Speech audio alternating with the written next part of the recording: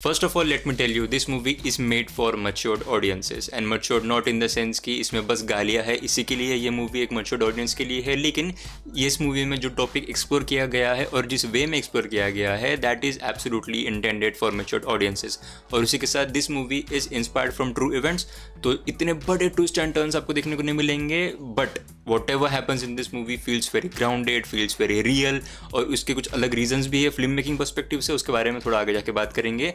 लेकिन as I said, this movie is inspired from true events, और आपको अगर पता नहीं है कि इस मूवी में कौन से इवेंट्स को एक्सप्लोर किया जाएगा तो आप डेफिनेटली इसका ट्रेलर देख सकते हो। और फिर भी नहीं तो मैं आपको छोटे से एक दो लाइन में बता दूं कि एक शेल्टर होम होता है 18 साल के नीचे की लड़कियों का, जहाँ पे उन पे होता है फिजिकल अब्यूज़ और काफ़ी सारा अब्यूज़ होता है। और इस अब्यूज़ के बारे में एक स्मॉल टाइम रिपोर्टर को पता चलता है, जिसका रोल प्ले किया है भूमि पेडनेकर ने, उनको ये चीज़ पता चलती है। And then she goes on to a solo journey of uncovering the truth, और इन लोगों को जेल के पीछे डालने का काम वो करती है। Then I want to talk about the most horrifying कुछ I think 10-11 minutes of this movie, जहाँ पे एक सर्टन कैरेक्टर है, कोई भी स्पॉइलर नहीं है, एक सर्टन कैरेक्टर है, वो पहली बार उस शेल्टर होम में जाता है जिसके बारे में हम बात कर रहे हैं। एंड एज एन ऑडियंस हम भी पहली बार ही उस पूरे शेल्टर होम के मतलब क्या क्या हो रहा है उसमें, एग्जैक्टली क्या क्या हो रहा है उसके तह तक जाने की कोशिश करते हैं along with our main characters. और तब जो जो उन्होंने सीन्स दिखाई है वो 10-11 मिनट के सीन में which are very very horrifying.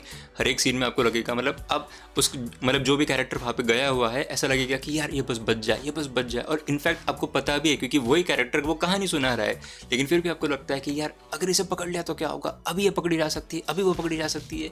And it is really really horrifying, और काफ़ी बेहतरीन तरीके से इन एक्टर्स ने इनका काम किया है। नाम है इनका तनीषा मेहता, बहुत अच्छी एक्टिंग थी उनकी, एकदम हॉरिफाइंग एक्टिंग थी। वो 10 से 12 मिनट इस मूवी के सच में काफ़ी हॉरिफाइंग थे। And I have to tell you, मुझे शुरुआत ही करनी पड़ेगी भूमि पेडनेकर की एक्टिंग के साथ। Very very good.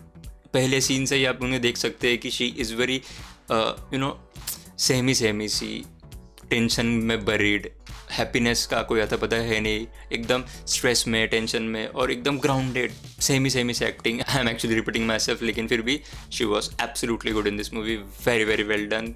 कुछ ग्लैमर नहीं, कुछ ये नहीं, एकदम ग्राउंडेड तरीके से उन्होंने उनका रोल प्ले किया है। और उनका जो डायलेक्ट भी उन्होंने यूज़ किया है, जो यूज़ करने का ट्राई किया है, that was also very good. और same goes to Sanjay Mishra ji के कैरेक्टर के साथ भी, you know he is a very good actor, but again यहाँ पे भी उन्होंने उनका रोल एकदम अच्छे से निभाया है। Same goes to the villain of the movie too. CID के अभिजीत यहाँ पे विलन बने थे, और उन्हें देख के लगता ही है कि ये एक बहुत हरामी आदमी होगा इस पूरे मूवी में। और हाँ, मूवी के एंड में एक मोनोलॉग आता है भूमि पेडनेकर के कैरेक्टर का, जहाँ पे वो कैमरा में कैमरा में आंखें डाल के बात करती है, और ऐसा लगता है कि शी सीधा talking to us, fourth wall break करके सीधा अपने से ही बात कर रही है ऐसा लगता है। एंड शायद 4 या 4.5 मिनट का वो सीन था, एंड धीरे धीरे से जूम इन होता है, एंड काफ़ी पावरफुल एक्टिंग उस शॉट में भी। And it was actually one take scene. अब मैं बात करना चाहूँगा मूवी के छोटे छोटे से डिटेलिंग्स के ऊपर। मतलब अब जब भी किसी भी फ्रेम को देखोगे आपको ज़रूर लगेगा कि this is a very grounded tone में, मतलब जो भी इसका प्रोडक्शन वैल्यू था काफ़ी ग्राउंडेड रखने की कोशिश करी थी, एज रियल एज पॉसिबल रखने की कोशिश की थी, जहाँ पे और थोड़ी सी अनइंटेंशनल कॉमेडी भी थी, ज़्यादा नहीं थी, लेकिन अगर आप ध्यान दे के देखोगे तो आपको शायद वो क्लिक हो सकता है। जैसे कि एक दीवार थी, वहाँ पे लिखा था कि यहाँ पे बस कुत्ता थूकता है और फिर भी वो आदमी आके वहीं पे थूकता है, और फिर हर एक आदमी के मुँह में पान दे दिया गया है, जिसके वजह से वो बोल भी नहीं सकता, और इनफैक्ट उसी चीज़ को एक सीन में एड्रेस भी कर देती कि जब पान तुक क्या, ऐसा वाला टाइप्स। फिर मैं बात करना चाहूँगा कि ये मूवी आपको थोड़ी लॉन्ग फील हो सकती है, लंबी फील हो सकती है, लेकिन उसके लिए भी एक रीज़न है। वो रीज़न कुछ ऐसा है कि जितने भी छोटे छोटे सीन्स भी थे उन्होंने उनको काफ़ी हद तक स्ट्रेच करने का ट्राई किया है, काफ़ी हद तक उसमें सोशल इशू के एलिमेंट्स को ऐड करने का ट्राई किया है। जैसे कि फॉर एग्जाम्पल भूमि पेडनेकर का जो कैरेक्टर है, उनके जो हस्बैंड है वो उन्हें सपोर्ट तो करते हैं उनके काम में, क्योंकि भूमि पेडनेकर का कैरेक्टर कुछ ऐसा कैरेक्टर होता है कि उनके पास शायद अच्छी खासी जॉब थी, लेकिन उन्होंने वो सब छोड़ छाड़ के उन्होंने कुछ रियल जर्नलिज्म में कुछ करने के लिए उनका खुद का चैनल शुरू किया टीवी पर, जिससे ज़्यादा लोग देखते नहीं है।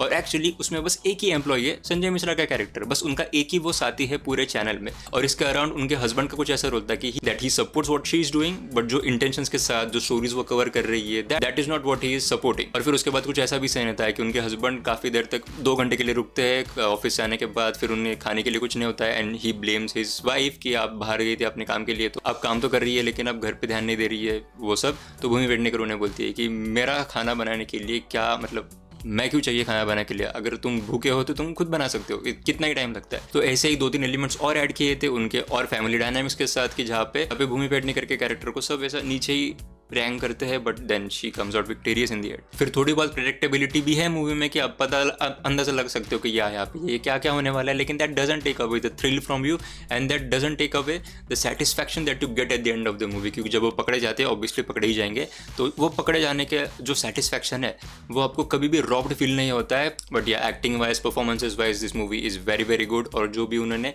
दिखाने की कोशिश करी है, जो भी रियल इंसिडेंट्स को उन्होंने दिखाने की कोशिश करी है, वो भी काफ़ी अच्छी तरीके से दिखाया गया है। जो एंटागनिस्ट है वो भी काफ़ी एंटागनिस्ट लगता है कि बहुत हरामी आदमी है, सीआईडी वाले अभिजीत। और इसी के साथ साथ मूवी जब शुरू हो रही थी तब उधर एक eternally grateful thanks to SR के ऐसा आया था, eternally grateful to Shahrukh Khan ऐसा आया था। एंड आई थॉट कि क्या इनका कैमियो भी होगा इस मूवी में, but then I figured out, by the way cameo नहीं है, but then I figured out कि उन्होंने ये मूवी प्रोड्यूस करी तो उनके बैनर के नीचे, रेड चिलीज एंटरटेनमेंट के नीचे, तो इसलिए उन्होंने शायद उन्हें एक थैंक्स ग्रेटिट्यूड ऐसा उन्हें दिया होगा। I think everyone should watch this movie and as always thank you so much for watching.